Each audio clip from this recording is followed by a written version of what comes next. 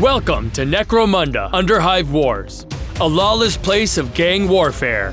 Anyone would need help surviving it, so we're here to do just that. Keep watching for some tips and tricks to help you thrive on Necromunda. Want to know where to start?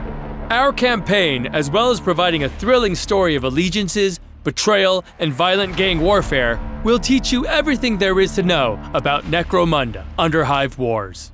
It will also give you a glimpse of each gang, their specialties, as well as the assorted classes, weapons, maps, and much more you'll encounter in operations and skirmish modes.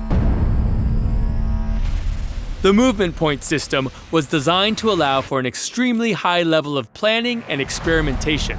Never commit to an action unless you've considered every possible option.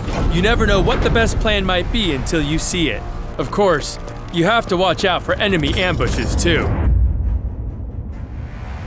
The maps of Necromunda Underhive Wars are gargantuan and packed with interactables, traps, and more. Using your environment, both to hurt your enemies and move your gangers around the map, is vital. Keep an eye out for ziplines to exploit, terminals to sabotage, and gas vents to avoid. Continuing on that theme, height is a massive part of war in the Underhive. You get a significant aim bonus for being above your opponent, and there are a range of skills that are only usable from elevation. Plus, once you're on higher ground, sabotaging ways up there and covering routes becomes easier, so you can hold your advantage. One good way of doing this is exploiting Overwatch and ambush stances. Perhaps the most important impact of these stances on your opponents, as well as potentially securing kills, is it interrupts and locks spent movement points. If you catch an opponent exploring the wrong area, you can cripple their entire plan for the round with just one fighter. Overwatch and ambush aren't the only non-standard ways to engage enemies. Special weapon skills like trick shot, heavy barrage, and aim shot have specific uses.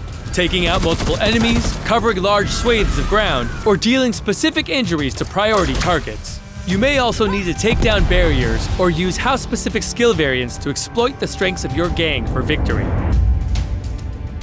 Two key non-combat skills belong to the Saboteur and Lay Mechanic classes. Sabotage and Tinker alter interactables on the battlefield to make them dangerous or ineffective, or in Tinker's case, repair them. Sabotage and counter-sabotage are absolutely vital to how a game plays out, and you'll need to take them into account even without those classes in your gang's roster. Play careful.